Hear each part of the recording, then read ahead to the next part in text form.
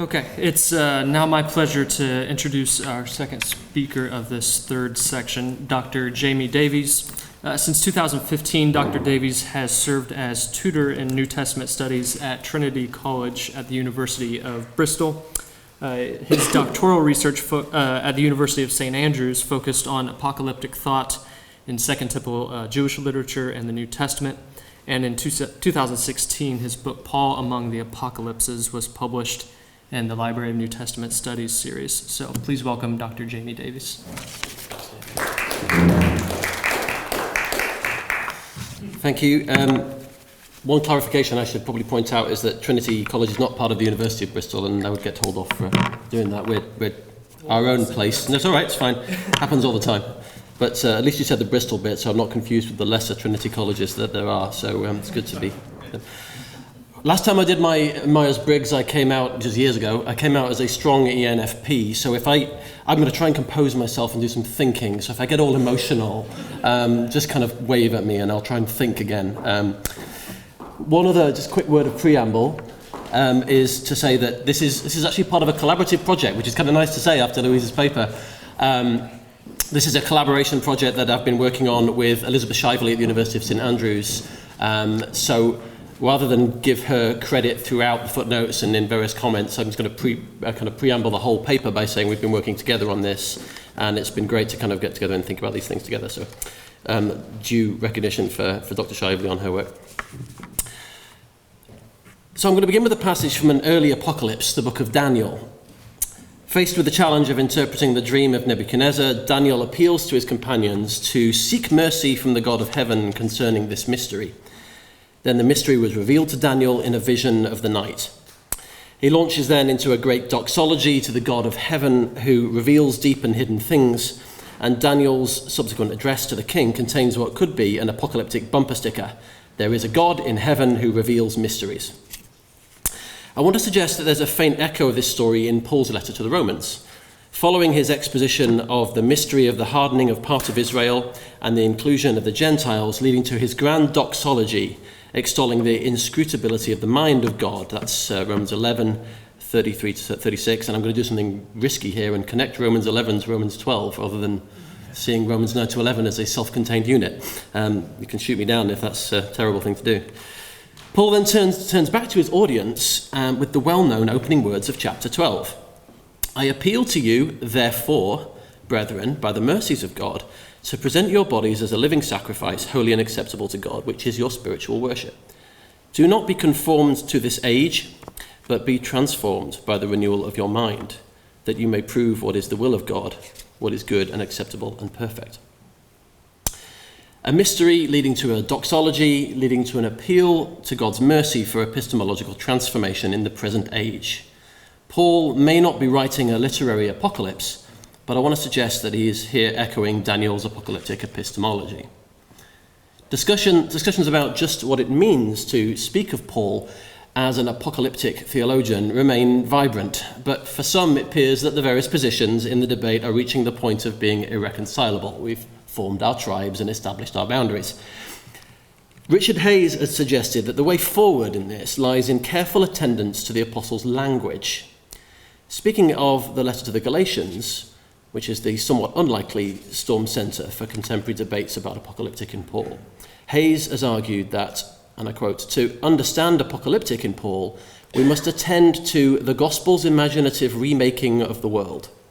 To interpret the apocalyptic rhetoric and theology of Galatians, we must reflect on the poetics of the letter, the way in which Paul deploys language and imagery to reshape the symbolic world in which his readers live and move. End quote. Now, Hayes is not alone in orienting the debate to the use of language. In his well-known anchor commentary on Galatians, which has become seminal for the contemporary discussions on apocalyptic in Paul, J. Lewis Martin frequently calls attention to the various apocalyptic expressions or motifs in the letter. Talk of apocalyptic expressions and motifs is useful, but it remains a somewhat methodologically vague and limited approach, tending towards an atomistic treatment of the apocalyptic language of the New Testament, examining isolated expressions rather than attending to the full epistolary or narrative frame in which such language is deployed. Moreover, arguably it methodologically sidelines what could potentially be the most salient aspect of such language, its sociolinguistic function. Hayes directs our attention to this, framing his discussion of the phenomenon of Paul's apocalyptic language in terms of a family resemblance, a sort of theological DNA, which Paul's letters share with the apocalyptic genre. Again, this is helpful, but remains somewhat imprecise. How we might fruitfully speak of the deployment of apocalyptic language in a composition that's not a literary apocalypse is the particular interest of this project. Alongside Paul's letters, we might also discuss the strange blending of apocalyptic motifs and Greco-Roman biography in the Gospel of Mark. It is here that some challenges have emerged, not least the regrettable slippage in the use of the words apocalypse and apocalyptic. In this connection, perhaps Alistair Fowler's category of modes of writing takes us forward. A novel, while not written in the genre of comedy, might nevertheless be in the comic mode, identifiable in its affinity to the comedy genre by its use of a distillation of key features. Likewise, Paul and Mark did not write apocalypses, but perhaps we may say that they wrote epistles and a gospel in the apocalyptic mode. Returning to Hayes, the business of remaking the world is, in a sense, what all epistles are about. Judith Liu, for example, has argued that letters are involved in, quote, the construction of a new way of ordering experience and reality. The same could be said of narratives, since stories are essential to human meaning-making. What happens then when the inherent world-creating force of these genres is blended with the language of apocalyptic and its own particular imaginative remaking of the world? In what ways does apocalyptic language enhance the world-making properties of such compositions? This paper takes its lead from Paul's appeal in Romans 12:2, not only as a further instance of his use of an apocalyptic expression, but as a programmatic statement about how such language can fruitfully be read with greater analytical precision in our attention to its ability to reshape the symbolic world. How exactly can we speak about the way apocalyptic language functions to transform readers from being conformed to this age to the renewal of their mind? How does this language engage us in an epistemology at the turn of the ages? We seem to be lacking the appropriate tools to answer such questions. Introducing his commentary on the book of Revelation, G.B. Caird asks a series of questions about how to read John's apocalyptic language. And I'll quote one. Does he use a code in which each symbol has a precise translation value, which is a kind of literalism? Or are his images of the deep, evocative kind to be found in great poetry? End quote. Now, we may choose to reject Caird's dichotomy as a false one, recognizing that other approaches are available. But perhaps he puts his finger on something in identifying what we might think of as two poles in the interpretation of language, apocalyptic or otherwise. On the one hand, there are the decoding approaches. This is most easily explored with reference to work done on linguistic metaphor. Faced with the metaphor X is Y, the assumption of such approaches is that we need to recover Y. And once this is done, the metaphor can effectively be disposed of. The weakness of such methods, however, is in that rather than attending to the apocalyptic language, it flattens it into prose, thereby not attending to, but killing the poesis. While this is a charge most obviously applicable to the soft target of crude decoding approaches, it should be noted that the same essential methodology characterizes some of the more refined historical approaches favored by contemporary scholarship, such as decoding the number of the beast into Emperor Nero, or the Gerasene demon, Legion, into Roman military power. Whether the language is decoded into references to 1st or 21st century realities is in this sense beside the point. What's true of all such approaches to apocalyptic language is that they view it as in some sense deviant and seek to reduce the metaphor to a greatly preferable referential expression, to what Hobbes called words proper. The fundamental mistake of such approaches is to treat apocalyptic language as a code to be deciphered, leaving the language itself behind as an unnecessary husk. But metaphors, apocalyptic or otherwise, are not a means of saying one thing and meaning another. But they are, as Janet Martin Soskis has argued, speaking about one thing in terms that are seen to be suggestive of another. When the two terms of a metaphor, its tenor and vehicle, are brought together, networks of association are also brought in on both sides, and the metaphor extends meaning based on its underlying model. The crucial thing to recognize is that metaphors are, as such, irreducible. As Soskis puts it, no metaphor is completely reducible to a literal equivalent without consequent loss of content. The words proper do not say what we wish to say. This is an analysis, I suggest, which extends to all apocalyptic language and which precludes all decoding approaches. On the other hand, there are approaches that focus on the effective nature of apocalyptic language, which is quite interesting given the previous paper. These attend to the poesis, but assign it almost entirely evocative or emotive function. Perhaps an example of this kind of approach in biblical studies is the work of Adela Yarbrough-Collins on the Book of Revelation. While noting the referential aspects of the apocalyptic language, Collins identifies the primary purpose of such language as its expressive and evocative function. For Collins, the metaphors of Revelation first elicit and then overcome the cognitive dissonance between what is and what ought to be, through a process of catharsis. Importantly, what these effective approaches have in common with the decoding approaches is that they too attempt to reduce apocalyptic language to something else. The reduction in this case is to emotional effect rather than literal speech, but it remains a reduction nonetheless. Those familiar with the work of Soskis may have noticed that the preceding analysis of apocalyptic language is very similar to her taxonomy of approaches to metaphor. For Soskis, metaphor should be viewed neither as a simple substitution for literal speech, nor as strictly emotive. Metaphor should be treated as fully cognitive and capable of saying that which can be said in no other way. The same can be said, I suggest, about the apocalyptic language of the New Testament, which must be read not as a deviant form of language, the purpose of which is to encode words proper, nor as a purely, even primarily, effective rhetorical device, but as language that says something about God, time, and space that can be said in no other way.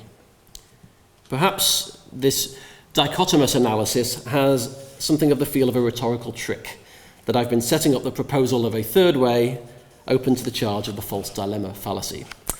Be that as it may, I want to suggest there may genuinely be a third way, and that help in this regard can be found from the mind sciences, in particular from cognitive linguistics, which provides tools for attending to language use that I think are ideally suited to the task of examining apocalyptic language in the New Testament. So in what remains of the paper, I'm just going to offer 6 programmatic theses to be shot down, and I welcome the shooting, on why a cognitive turn in addressing apocalyptic language might be particularly helpful for looking at New Testament apocalyptic and the exegesis of those texts. So 6 theses. Cognitive linguistics is still a relatively new enterprise, and they do tend to call it an enterprise rather than a methodology. It's kind of a family of approaches, focused on the way language functions as a reflection of the conceptual structures of the human mind, as a window into cognitive function. But the first and most, I think, theologically generative aspect of this enterprise, for what I'm trying to do at least, is the way that language not only reflects thought, but actually shapes it through processes that are not just linguistic, but conceptual. The principle of linguistic determinism, best known in the form of the so-called Sapir-Whorf hypothesis, states that language determines thought. The phenomena of the world with which we are presented are organized and dissected according to the categories of our native language. This leads to a second principle, that of linguistic relativity, which asserts that as a result, speakers of different languages will actually think differently. Now, the strong version of this idea, a total linguistic determinism, has been tested, found wanting, and rejected by most linguists.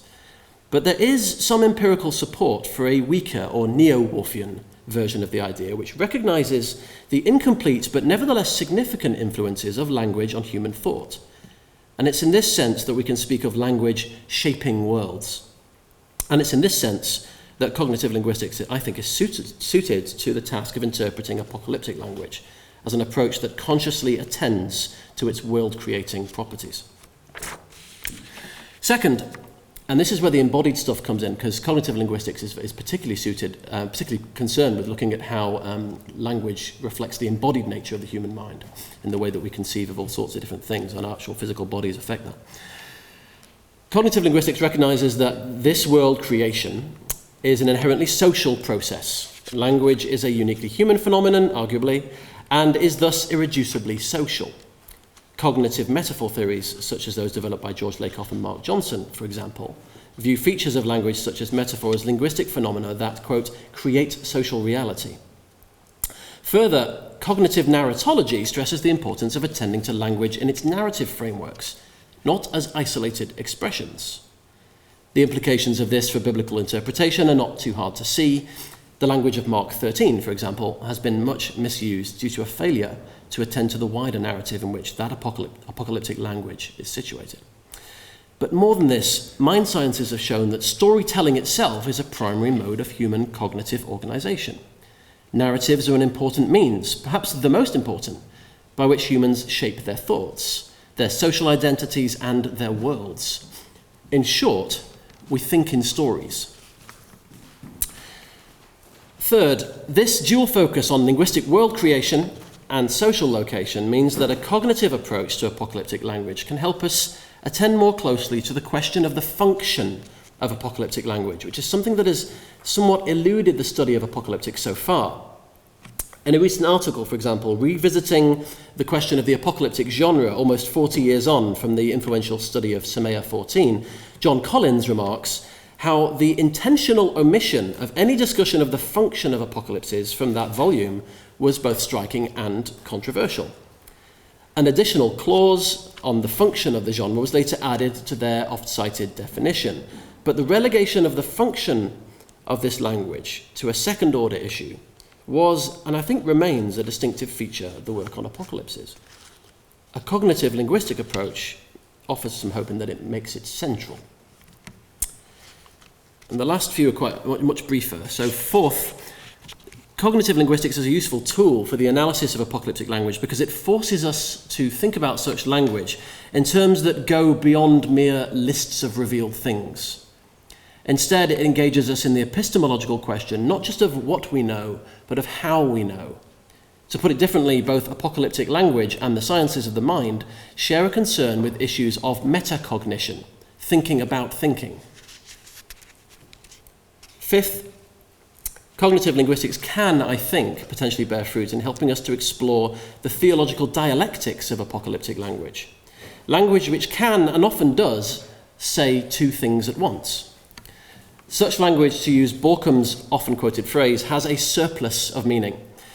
Indeed, but this must not be understood in the reductionistic sense of multiple decodings, such that the image of the beast can encode ancient Rome and then subsequently encode another imperial power or a president or anything else.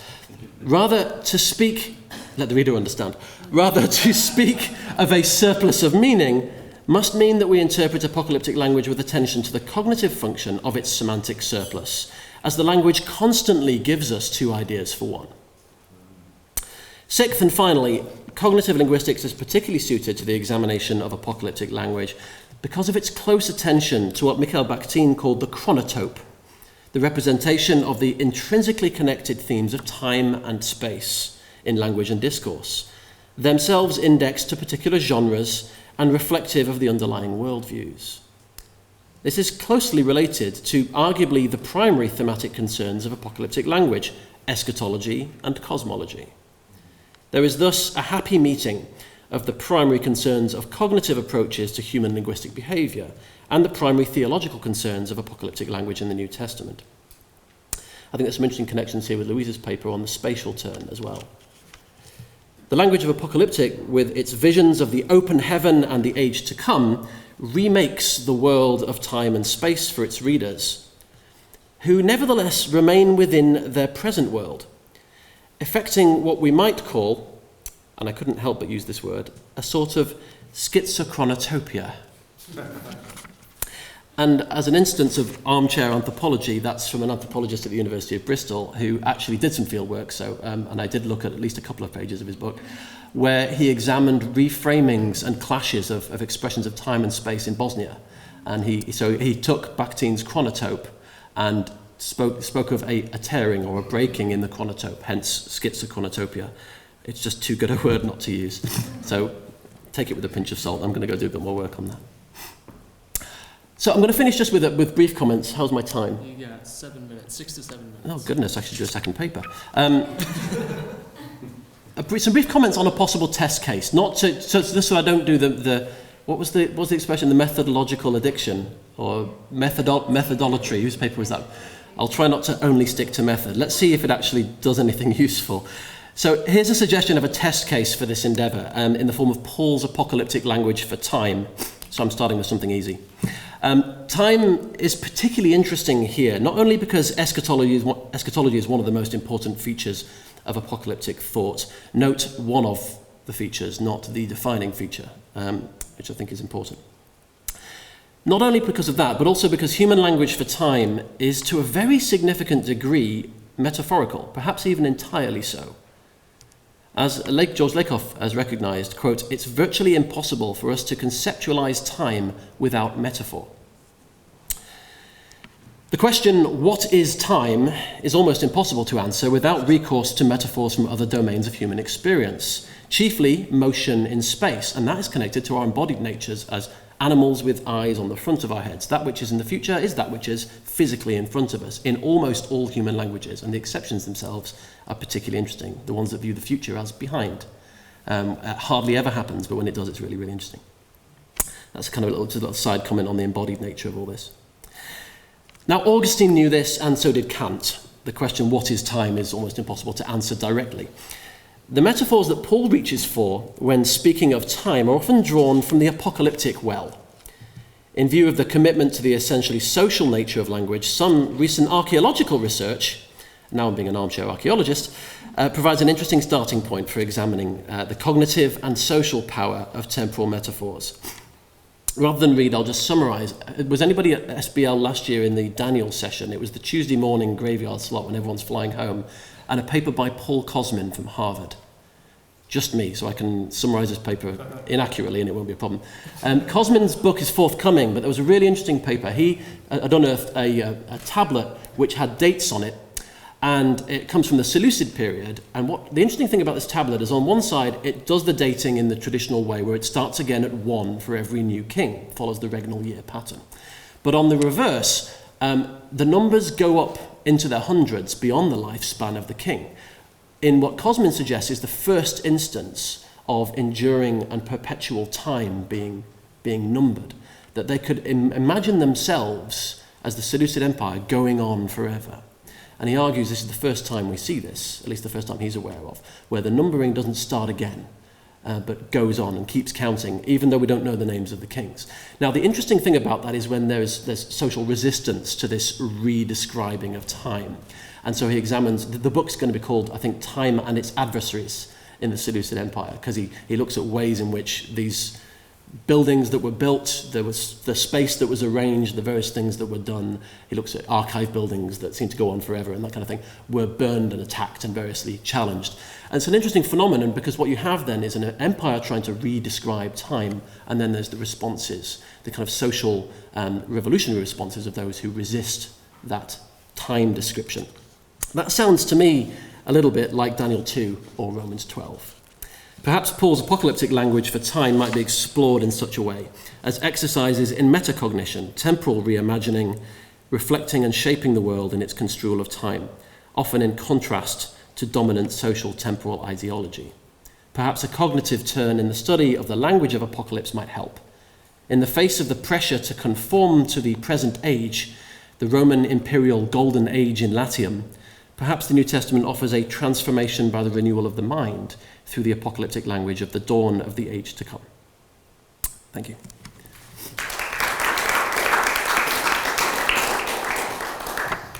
Okay, we can open it up for questions now.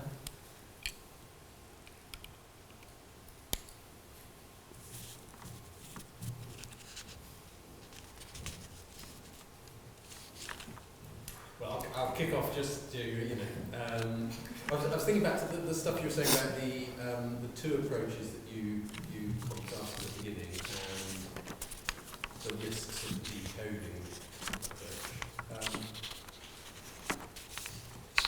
To what extent would you distinguish between, to what extent would you continue to see value in a decoding approach to the extent that it doesn't, as it were, nullify whatever the kind of force of using the terms that we use rather than decoding into something else, but I suppose in some ways it's the kind of historical critical project, but what resonances might readers have kind of been generating when they heard about 666 or the beast Yeah. or whatever, and that we attempt to fill in those kinds of resonances, which sort of fits your decoding model, but might not be an attempt to say, and therefore we now don't need to worry about the fact that John wrote 666 or the Beast or whatever. So I mean, fundamental to kind of historically contextualising work is some kind of what might count as decoding on your kind of website, kind of model you use. Yeah, I think I want to preserve the historical work that identifies what the referent was, not throw that out. But sometimes I think some of the approaches to apocalyptic language have taken that too far in saying, okay, we know that this means that, and then we lose the actual language itself because we then just, whenever we see beast, we just read Rome. And I want to be able to hold on to what is being said when Rome is referred to in this particular way, and so kind of to maintain the metaphor. So to say, men are dogs, can't just be, if I just reduce that into a certain feature, I lose the power of redescribing men in that way, and what it says about dogs as well, which is not always fair to the dogs. But do you see what I mean? In that maintaining both halves of it, and it's in the interaction, not resisting reduction in either way, is what allows the language to do what it's supposed to do. And I think this is why function is particularly important, because rather than just trying to get the sum of the equation, we're allowing the language to have its force upon the reader, and it changes the way you see. That's the point that I'm trying to kind of reach for. It doesn't just give you information in another form, but actually changes the way that you might look at the world, if that helps. Now, I'm fully open to the reality that there's a huge range of approaches to it that this little exercise in looking at the two poles has kind of skipped over. But I do think there's always a pull, and I see this in commentaries, there's a pull one way or the other, and it's to try and find a way to stop us being pulled either way. Did I duck or did I answer the question? I don't know, Dave. Any further questions? I'll ask a question if no one else is going to jump in. You said something very quick. You skipped over a reference to Mark 13. I did. Where there was something you weren't happy with about how Mark 13 is defined in regard to apocalyptic. Can you explain that a bit more? Yeah, if I said that Mark was an apocalyptic gospel, lots of people, would go to Mark 13. They'd say, yes, we all know it's apocalyptic, let's go to Mark 13 and look at all the apocalyptic language there, and it sometimes gets treated in isolation. Now, I think Joel Marcus's commentary has been really, really helpful in this, in that he's actually, if you like, done a thoroughgoing approach to Mark that sees apocalyptic themes throughout the narrative, and that then places Mark 13 within that wider narrative. And that's just something I want to affirm. I'm not suggesting that I've done something new here. But it's nevertheless, there's still a temptation to say, well, apocalyptic, right, okay, what are the key flags? I'll go look for those key expressions, so I'll need to find this particular phrase or this particular phrase. And I think it's the need to attend to the wider frame in which that language is being deployed that I think is going to be particularly helpful. So not just finding Jesus' use of a phrase from Daniel 7, but saying how Mark has deployed that within the overall narrative of the way that he's shaping the story of Jesus in an apocalyptic way. And I think for Mark particularly, the question of epistemology just runs through the whole thing about revealed mysteries and all that kind of thing. It is what makes his gospel apocalyptic, not just these little... You're going to say Mark 13 wasn't apocalyptic. Oh, it is very much so. No. Yeah, it's very much so. It is. I'm not suggesting that we should ignore Mark 13. It's very, very much so. But it's what it does in its narrative that is often neglected by focusing on just the key phrases that we all know are the apocalyptic phrases. And I think that sometimes misses the point of what the language is actually doing in Mark. Yeah, so if I came across saying that Mark 13 is a non-apocalyptic text, I think I'd be in trouble. Any further questions? I don't know whether that means I'm onto something or I'm not, so I'll have to go away and think a bit more. If I'm absolutely not onto anything and this is horrible and you just don't want to say it because you're nice people, do come and tell me this is not going anywhere. We did get the post-lunch Yeah. slot, so... yes. Anything further? We're going to have a brief tea and coffee break now, and then we'll have Thank you very much.